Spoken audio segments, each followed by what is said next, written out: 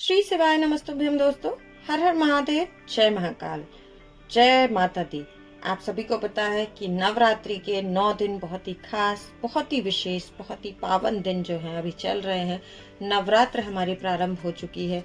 प्रथम दिन, द्वितीय दिन, अब इसके बाद चतुर्थी तिथि। तो चतुर्थी तिथि के दिन क्या कुछ आपको उपाय करने चाहिए जो कि आपके जीवन को बहुत ही सुखद अनुभव प्रदान करेंगे, जो आपके जीवन के कष्टों को दूर करेंगे। ऐसे कुछ उपाय इस वीडियो में मैं आप सबके साथ शेयर करने वाली हूँ दोस्तों। आपने इन उपायों को बड़ी ही आसानी से करना है, बड़ी ही सरलता से इन उपायों को किया जा सकता है। तो घर का कोई भी व्यक्ति, है ना, आपके घर का कोई भी व्यक्ति, कोई भी सदस्य इस उपाय को कर सकता है, जो कि करना है सिर्फ गेहूं के दानों से।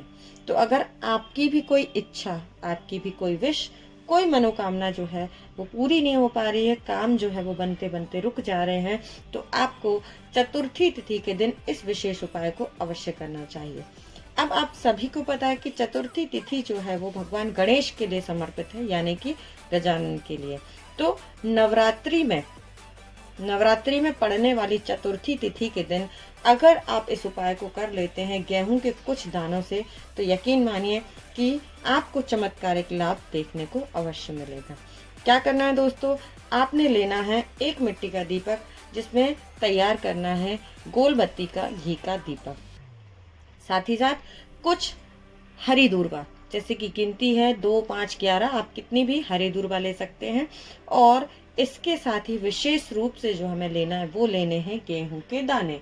अभी आप सभी को पता है कि गेहूं के दाने, जब आप नवरात्रि की स्थापना करते हैं तो जवारे में गेहूं का दाना प्रयोग किया जाता है, और इस सीजन में गेहूं बड़ी ही आसानी से मिल जाता है। और अगर ना हो तो आप पास वाली किसी दुकान से गेहूं के दाने लेकर के आए, क्योंकि इस उपाय के लिए सिर्फ हमें गेहूं के दानों की आवश्यकता है। ठीक है, तो दोस्तों आपने क्या करना है, गेहूं के कुछ दाने लेना है। यहाँ पर कोई गिनती नहीं है कि गिन करके कितने दाने आपको लेना है। आपको अंदाजे से कुछ थोड़े से दाने जो आपके हाथ में आ जाए, ऐसे कुछ दाने आपको गेहूं के लेने हैं।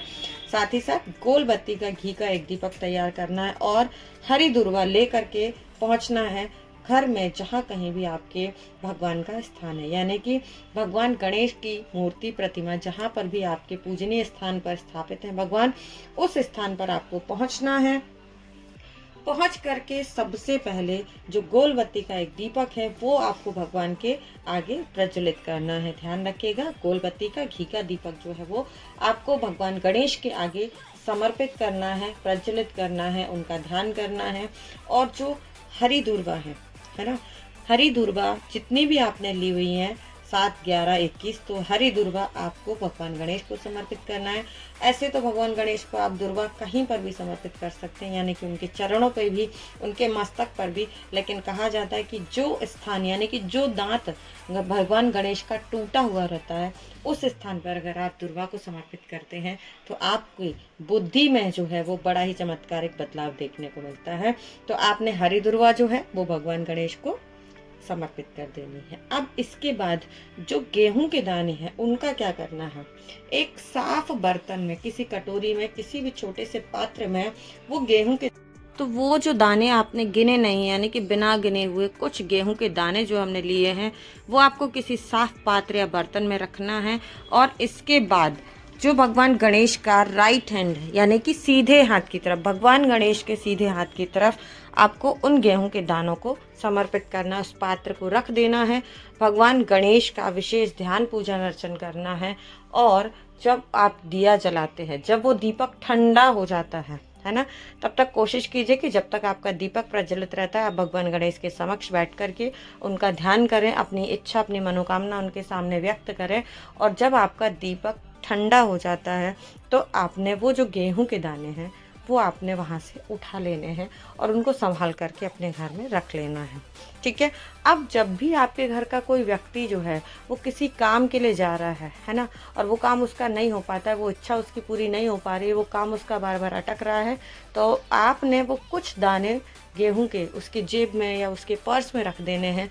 और यकीन मानिए कि भगवान गणेश की जो कृपा आपके ऊपर ऐसी होगी कि आप जिस भी काम के लिए, जिस भी इच्छा के लिए अपने घर से निकलेंगे, वो इच्छा आपकी अवश्य से पूर्ण होगी।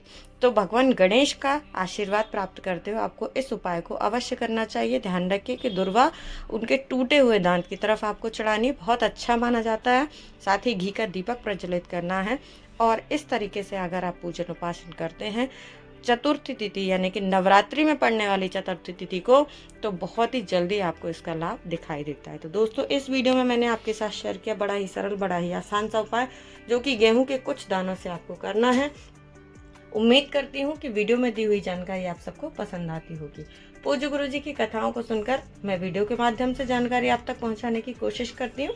उम्मीद करती हूँ वीडियो अच्छा लगता होगा। तो वीडियो अगर थोड़ा सा भी अच्छा लगे तो इसे लाइक करें, शेयर करें और ज़्यादा से ज़्यादा लोगों तक इसे ज़रूर पहुँचाइएगा दोस्तों, ताकि इसका लाभ सभी को मिल सके।